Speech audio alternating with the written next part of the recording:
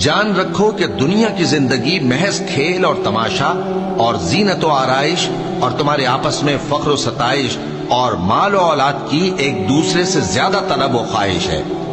اس کی مثال ایسی ہے جیسے بارش کہ اس سے اگنے والی کھیتی کسانوں کو بھری لگتی ہے، پھر وہ کھیتی خوب زور پر آتی ہے، پھر اے دیکھنے والے تو اس کو دیکھتا ہے کہ پک کر زرد پڑ جاتی ہے، پھر چورا چورا ہو جاتی ہے۔